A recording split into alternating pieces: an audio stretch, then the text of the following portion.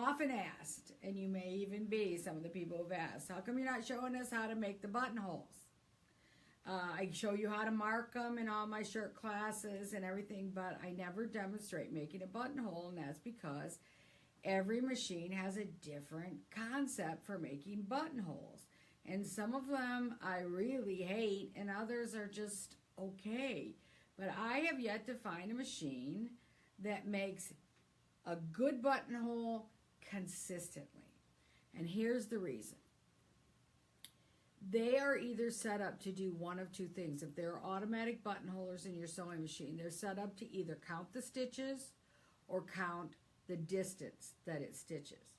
So most machines are set up to count the stitches. So, and I know many of you are going to recognize this, so give me a thumbs up if you recognize this.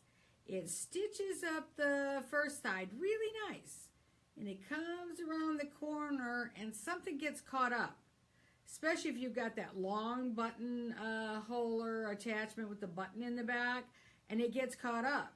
So it does a lot of stitches in a short amount of space. So what happens then? Oh, it gets almost to the end of the buttonhole, and then it does the bar tack and comes across. So now you have a very ugly buttonhole, and it doesn't look right because one side's shorter than the other. Now you're left with the stitch ripper and maybe some not nice words, especially if it happens more than once. And if you're using some of those buttonhole attachments, it's probably going to. And what we end up doing is just settling for the best we can do because we just can't make this machine do what we want it to do. Well, years ago, they had buttonhole attachments. It's a special attachment that'll fit on any sewing machine. Now, and they don't make them anymore. So a couple of years ago, I went on to eBay and bought 100 buttonhole attachments. 12, 14 maybe. I kind of got carried away. They're kind of cute. Some of them come in real pretty packages. So I did buy more than I needed. She's a collector now. Attachment. And they look, there's different configurations of them, but they kind of look like this. Get it a little bit closer, it's washed out. Okay. So here's one. Here's the top of it. This is the part where we're going to put the cam in.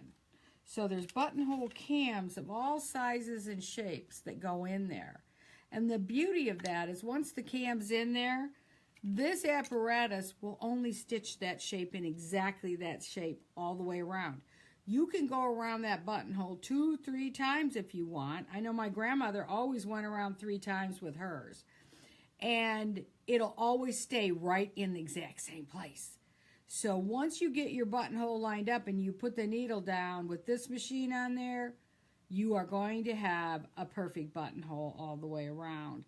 And what's cool about these is the cams come, so you find the size you want. They even have keyhole cams that come with them.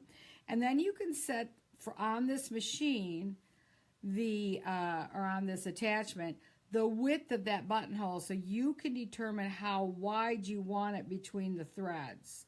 So that hole in the middle that you're going to cut, you can also adjust that. Then on your sewing machine, you're going to adjust your zigzag stitch. You're going to put a basic zigzag stitch, and you're going to adjust the width and the length of it until you like the buttonhole that you've made. Now, the people that held the patent on this and were the first people to make this were Greist. But Singer made them, White made them, so many people made them. So they're available in all different brands and types. If you were to go onto eBay, you could purchase, just like I did. There are still people selling those. But what you want to make sure of is if it's acceptable for the type of shaft you have in your machine. Singer machines are slanted. So you'll have to get a Singer slanted buttonholer for that machine. So it depends on what machine you have, but my suggestion is, and this is what I did years ago when I was running production in my studio, is I actually bought a garage sale sewing machine, an older machine that just did a really nice zigzag, and I set it up with this attachment, And I just left it set up with that attachment. Anytime I needed to make a buttonhole, over there I went. I didn't have to fuss with my machine, change feet, do anything.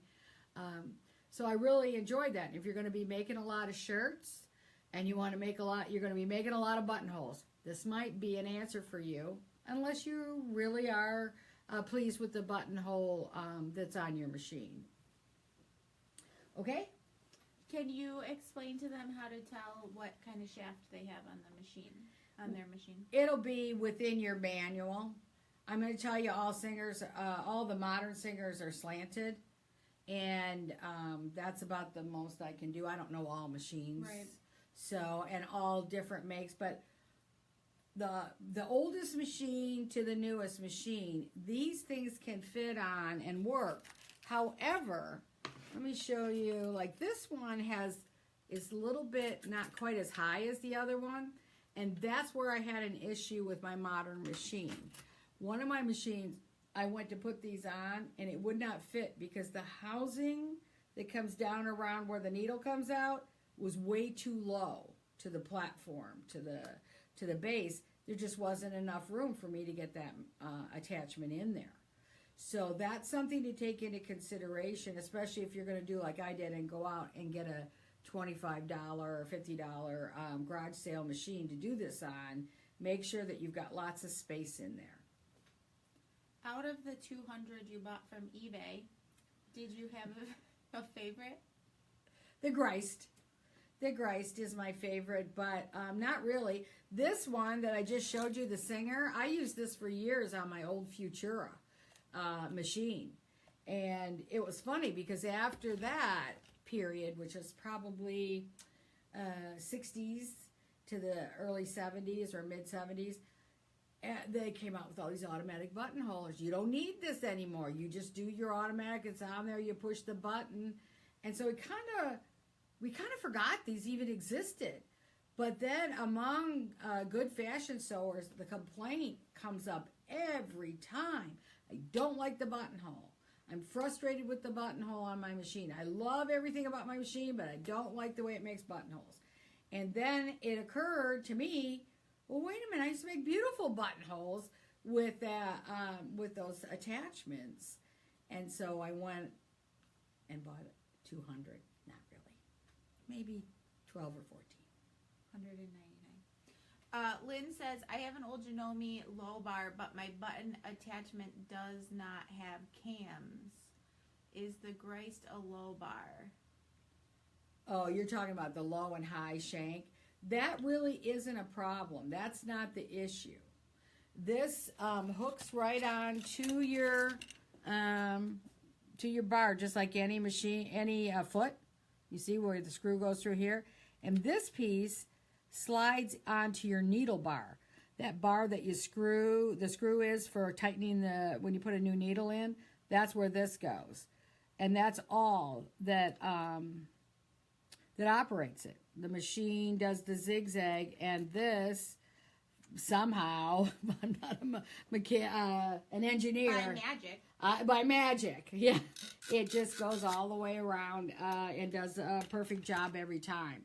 And that's what I want. I don't want to be fussing and fighting. And sometimes I'll start on my shirts in an automatic buttonhole machine. And I start at the bottom because I'm so concerned that I want to make sure I get enough practice so by the time I get up here where it's really going to show, they're going to be perfect. And sure enough, that's the one that messes up. And then I'm left again with the stitch ripper to tear it out. So, with these, that's not the problem.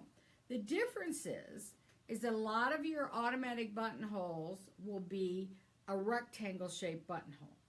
So they will create a buttonhole with a bar tack at either end.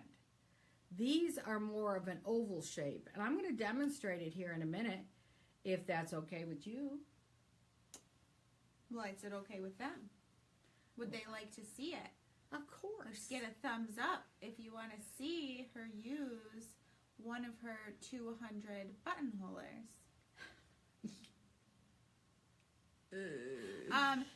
They're asking, do you hand sew the buttons or do you use the machine? I use a machine now. I think it's more efficient. And I always use the spacer that comes with the machine that you slide between the button and the fabric, so that you're creating a little space for the button to be able to button on. So many people think the tighter you sew it tight, yeah. And then you go to button it and it puckers because there's not any space. You have to have the space of what you're buttoning it to. Well, they think that that's going to keep it more fastened, but the fact is you're putting too much pressure on it, and that's a button that's more likely to pop off. You're doing the opposite of what you should be doing with it.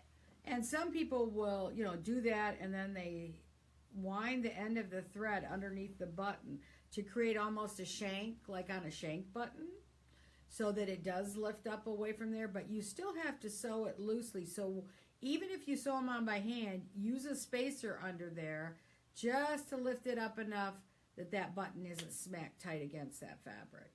Then the other thing that we didn't think about, but I did a video about this, just a little 3 or 4 minute video, and you'll find it on Secura.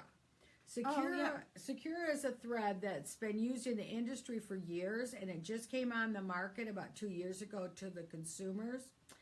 And the strangest thing from Coats and Clark. From Coats and Clark. Coats.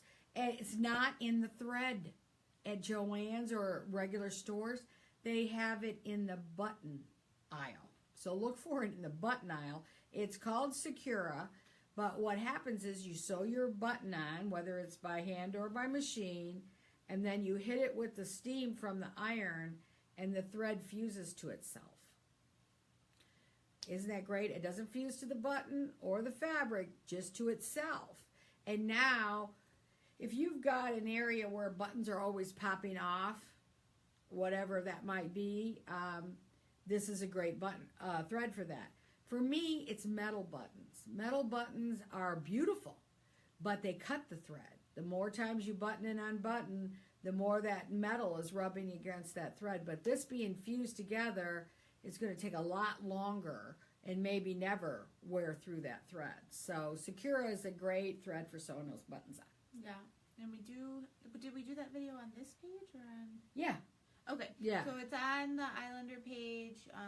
Just look through our videos. It's a ways back. I think it's probably from last March. Yeah, and it's April or last February. And I think the picture has got the spool of thread right there. So it's just a quick video demonstrating how it fuses. If you're interested in learning more about that thread, it's really a lot of fun. Or you can go to the Coats website, makeitcoats.com. And they have wonderful information and great projects on there too. So whenever you're concerned, am I using the right thread? Is there a better thread or a better needle? Coats and Schmetz, top notch for their websites and their information. And just customer support in general. I know they're great at.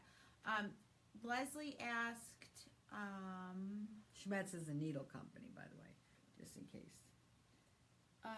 Leslie asked, what do you think about buttonholes on the embroidery machine? Well, they have not convinced me to do that. Number one, I sew on a straight stitch machine, so I don't normally use an embroidery machine. But so for those people who use embroidery machines a lot, that might be an option for them because they're used to all of the tricks and tips of hooping. But for me, I'm going to put 14 buttonholes. I'm not hooping it. Sorry, not hooping it.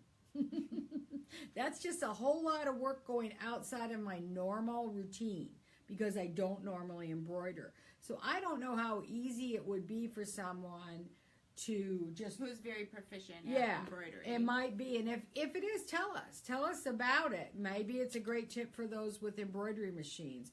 But the only machine I have that embroidered the embroidery unit isn't quit functioning, and I don't care enough to go get it fixed. It's just not something I use very often. But to me, there's no way I can put all 14 buttonholes in that hoop at the same time.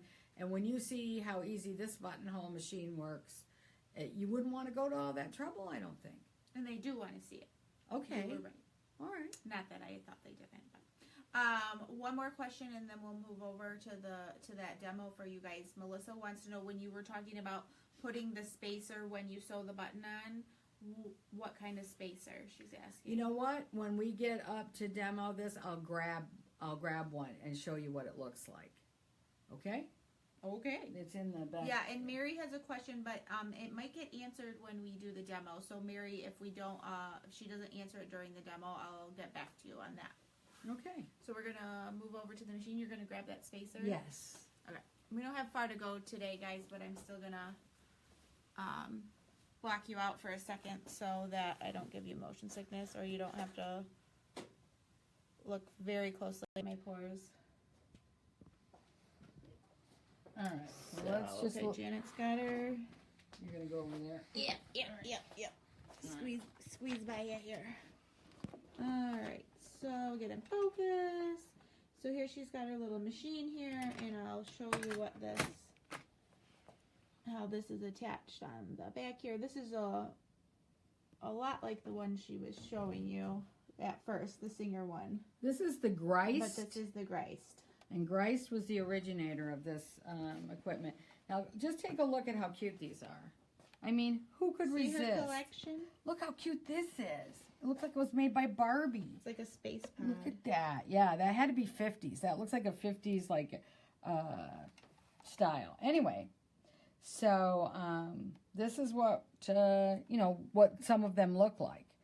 And I haven't tried them all because I didn't get them all to fit onto my machine.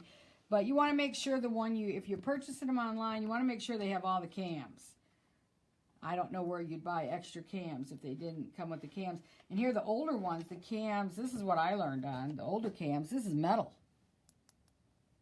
But now the more current ones are plastic. Current? How current is this box? Well, 70s. 70s. More current. Yeah. Well, it is. And I'm trying. Oh, and they even have the keyhole. So you can do keyhole buttons and those are used on especially coats. So like if you're doing a wool coat or something, you might want to use that. But anyways, I just had lots of fun collecting these. And they weren't expensive, by the way. If you go on eBay, you'll see. So here... Or come shopping in Janet's collection. So here's the spacer.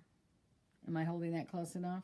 Yeah, I'll get a little bit closer. This is a narrower side and a heavier side. So depending on, if I'm making a wool coat, I'm going to slide this underneath the button. And the button will sit right there in that crotch. And then you sew the button on either by hand or by machine.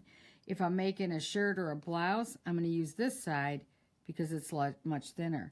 And these come with a lot of sewing machines. This is part of your little attachments that automatically come with the sewing machine. So you may see those there, or you may want to look through the notions section at your local fabric store. Okay, so here we have, and I've just grabbed a little inexpensive machine that does a halfway decent zigzag stitch. And, your buttonhole quality will all be commensurate with the quality of the zigzag your machine has. On the side or on the top, there's going to be a little thing that will allow you to set it where you want to start. And buttonholes, you usually start at the end closest to you.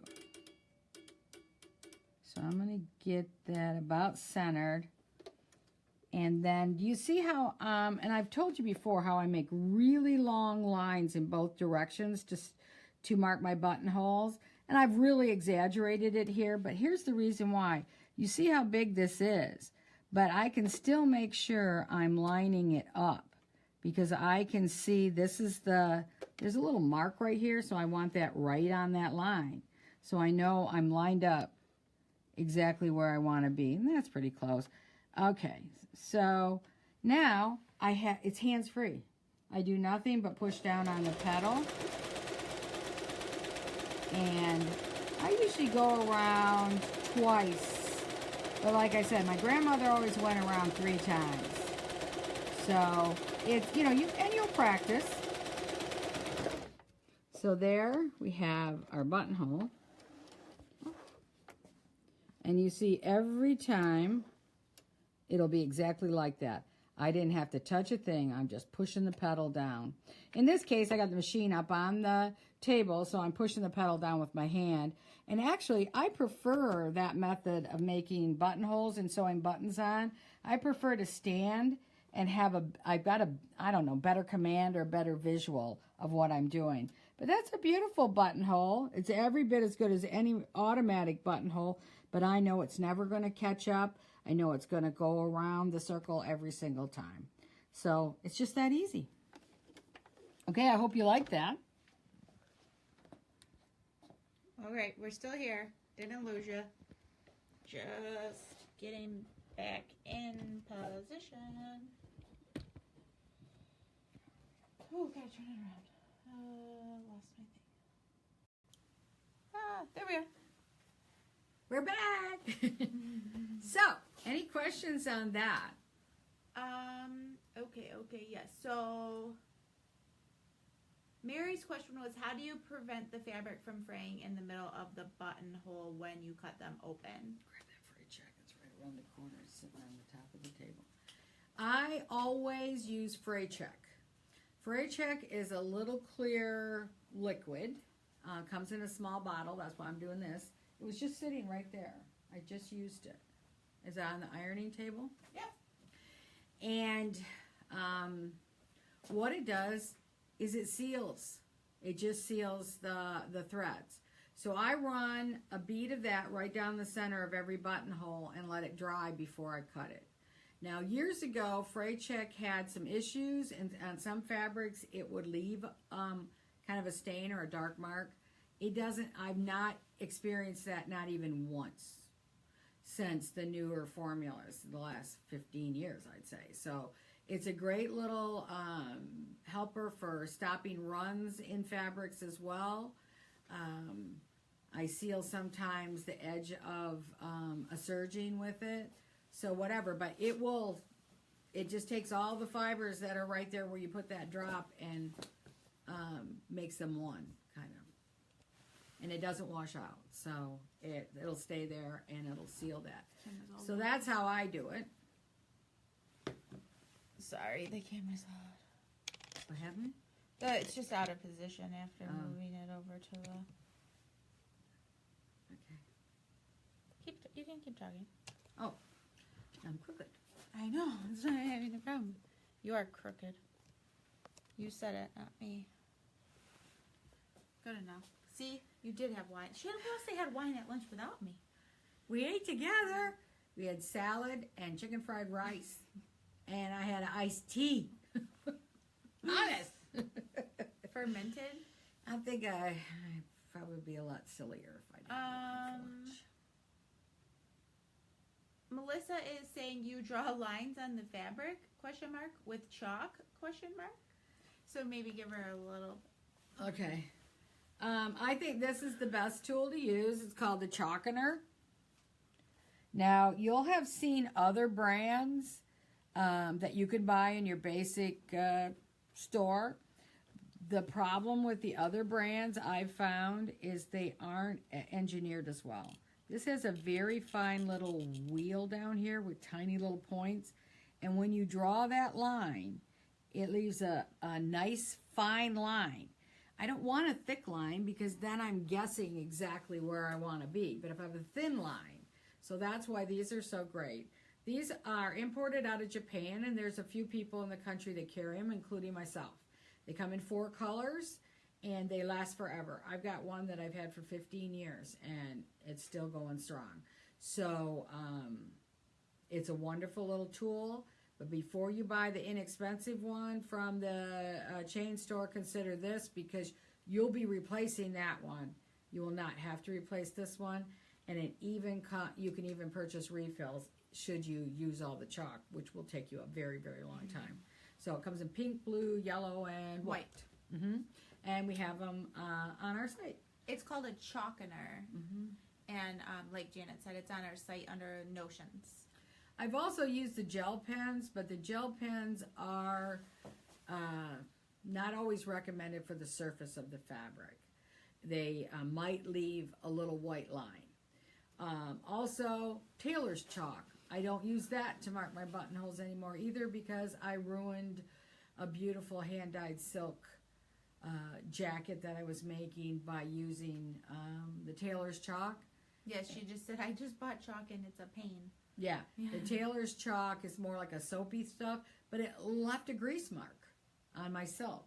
Silk doesn't like the gel pens, and it doesn't like the tailor's chalk, but no problem with these. It's just a fine dusting of chalk. And actually, sometimes when I'm doing a lot of work, pretty soon, I remember one day my foot was getting all pink because all the chalk, I'm stitching on the chalk line, the chalk is already coming off. You know, it isn't sunk into the fabric. It's just sitting there on the top, and it's easy to get rid of. Sandy wants to know, do you use fray check on the end of all your serging? Do you let it dry and then cut it? I've been weaving the ends, but it takes a while. It depends on the ends, okay? Where is it ending? If it's ending on a seam that's going to be crossed by another seam, I'm not even going to bother because that other seam is going to seal it from coming undone. So only in a few cases do I use it, but in the case I had to clip one of these on here and I did it. The other one I was able to weave the tail back into the stitching, but on this one I wasn't, so I used the fray check. And fray check is like one of those things that comes in really handy when you have a little emergency or nothing else will work, or in this case my tail was too short to be able to weave back through, so next best thing was fray check. Awesome. Never leave home without it. Back to the chalk and the chalkener. Leslie's asking, how about I've never heard of this, so a Hera marker or soapstone? Well, I don't know about the Hera marker. Hera. That one is not familiar to me. The soap, I've never used soap, and I still worry, will it leave or any residue? So you'd have to test that. Anything you're going to do, you're going to test first on the sample fabric. The other thing that I often do, if it's wool or a fabric that I can't put a chalk mark on, I'm going to ruin the face of the fabric, then I'm going to do thread tracing. And thread tracing is done by marking the wrong side of the fabric where you're going to put the buttonhole, and then using a big basting stitch and stitching along that so you can see it on the surface. And then once you put your buttonhole in, you just pull the basting thread out. So she says that the hair, I don't know if I'm saying it right, I've never heard of it, but yeah. Hera marker, she says it only creases. Oh, so it's like those little tools. It's a scoring tool. And you know, there are certain fabrics you don't want to do that to. You know, this isn't paper, this is fabric, and if you distress the surface of that fabric, let's say it's a beautiful silk brocade, you can't fix it. So I don't think I would. Maybe on a cotton, especially in quilting, because they use that heavy, stiffer fabric, and it can take that kind of creasing, but not necessarily on all fabrics. All right, cool. And you know what? That creasing, for me with my eyesight, I get underneath the sewing machine and the light and everything, I can't see it anymore. You know, I lose that little shadow that you'd have in that crease that help you stay on track. And I want to be very accurate. All right. I just want to address, I know that Eileen mentioned, and I don't know if anybody else is seeing the same thing, that the video is a little bit fuzzy. Oh. I don't know how fuzzy it is on your end. I am seeing we're not like super crisp on our end. I think that we do have a little bit of a internet lag today, so if you're seeing that, it's either internet on our end or your end, because we're crystal clear on the video, but whenever it's going through the lines to wherever it's going, it's a little bit fuzzy, but hopefully you are at least being able to see the demo and everything properly. Does the chalkener come off easily? And yeah, it does, absolutely. Like she said, when she was sewing, it's already coming up onto the foot. At the there's a little brush at the top, and you can kind of brush it off some fabrics, but let's say that you put it on a chamois, you don't want to do that because you're going to braise the surface. Then you just throw it in the washing machine, or I rinse it out and throw it in the dryer. Either way, but it'll come out at the very least in the wash.